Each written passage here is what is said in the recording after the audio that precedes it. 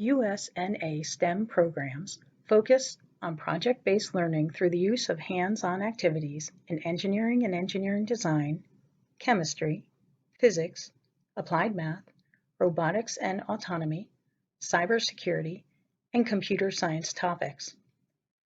Our undergraduates, the USNA midshipmen, lead students and educators in activities which promote understanding of real-world applications, provide an authentic learning experience, and highlight how science, technology, engineering, and math are applied to solve problems.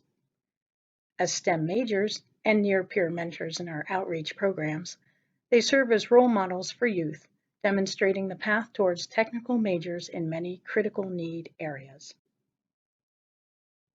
Understanding how aircraft fly was part of our aerospace majors coursework. How the force of lift is generated is introduced in these first two activities by one of our ensigns, Annie, who can show you with simple materials. Find a piece of paper so you can do the first one with her. All you will need is a strip of paper, roughly 3 inches wide and 8.5 inches long. Take one end of the strip and hold it up to your lips, then blow steadily over the top. What you'll notice is that the paper will move upwards, towards the fast-moving air. This is because of Bernoulli's principle. The high velocity of the air that you blow over the top of the paper leads to low pressure. Since the pressure on the top of the paper is low, and the pressure of the non-moving static air underneath is high, the high pressure pushes the paper upwards towards the low pressure. Objects will always tend to move in the direction of the lower pressure air.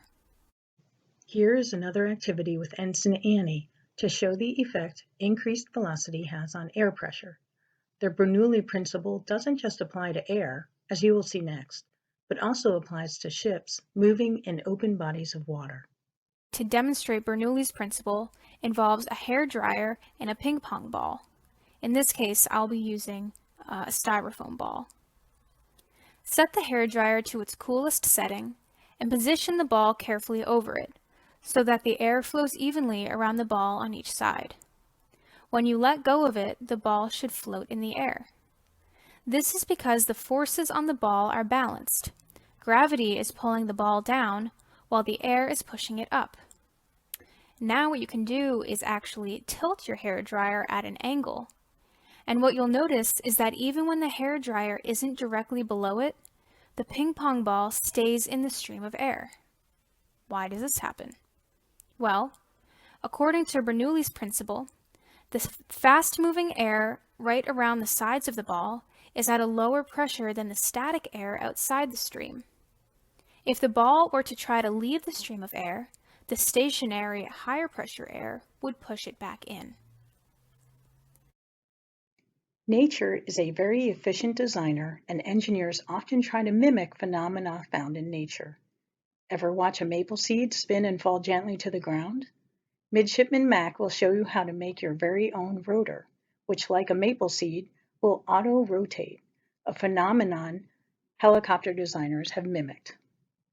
Be doing whirligigs, and there should be a printable template that you guys can do. If you don't have that template or can't print it, you can just make a template, and that's what I did here. So I took a piece of paper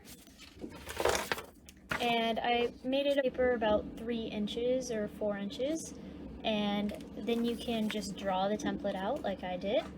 And so what we're going to do first is the solid lines we're going to cut.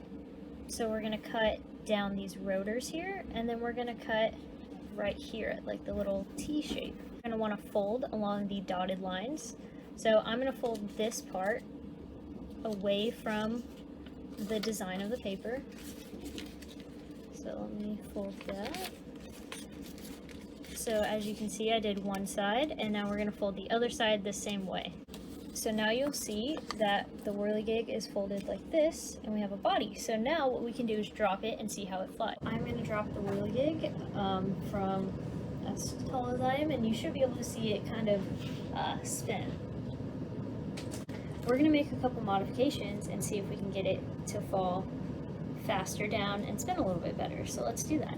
So we have a couple different ways of modifying how our whirligigs are going to fly. So the first modification that you can make is by adding more weight. So you could add more than one paper clip. You could have a whole string of paper clips and it would fall a lot faster. Or you could try modifying it with the rotors. So you could cut or fold your rotors in a little bit and see how that flies as well. Another thing that you could do is create a target. And you could put the target on the floor and you could drop your whirligig and see how precise it is to landing on the target every time. And you can try different modifications to try to get it to land and be as precise as possible. Wings don't have to be on the side. Mac is a midshipman who will show you how rings on an aircraft can create lift just like an airplane wing. The hoop glider looks so different from a paper airplane that you might not think it will fly at all. Try it with Mac and see. So for this next exercise, the hoop gliders, some supplies that you're going to need are a pair of scissors, some pieces of paper, and I already cut mine out, but you're going to want to cut out some pieces of paper. You're going to want a straw. A plastic straw works best, like what you could get at a restaurant, and then some tape.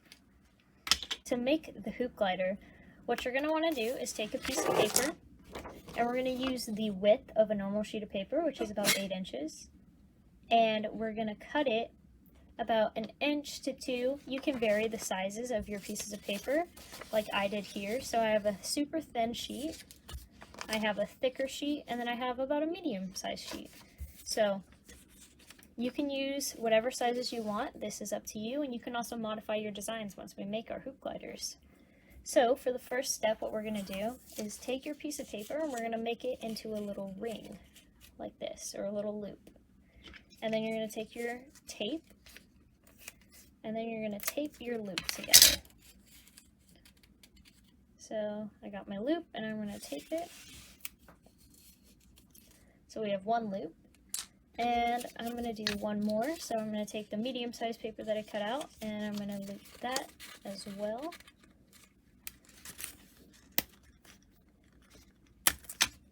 And I'm going to tape that together. So now that we have our 2 loops, you can make more than 2. You can use 3, 4, 5, as many as you want. We're going to take our straw and we're going to tape these loops onto our straw. So that's what I'm going to do right now. And now we have a hoop glider. So this works even better than a paper airplane. So once you've made your hoop glider, you can toss this like a paper airplane. So I'm going to stand over here and I'm going to toss it, and you'll kind of see how it glides through the air. So it should glide pretty well, a little bit farther than a paper airplane. What makes a parachute perform well? This midshipman has trained to parachute out of aircraft, so to him it is an important question. Now you can try along with Mitch to optimize the forces on a parachute to get the best performance. You can see me skydiving under canopy, which is when you have a parachute open to slow you down. This particular kind of parachute is called a ram air parachute and has similar characteristics to an airplane, which makes it very maneuverable.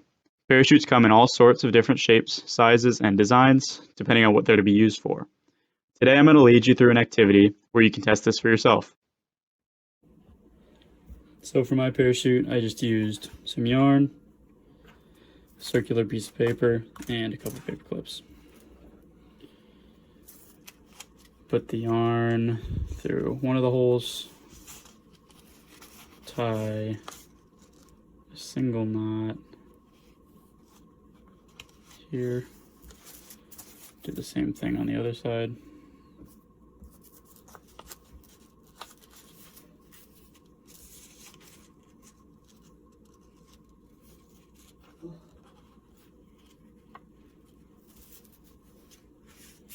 And attach the paper clips. And there you have a parachute. Test it a few times and be sure to record the amount of time it takes to fall. Engineering design is all about making things the best that they can be. So in this case, how could you make your parachute even better? Try using different materials for the parachute or a different shape. What sort of effects do these have? What other parameters could you change? Thanks, everyone.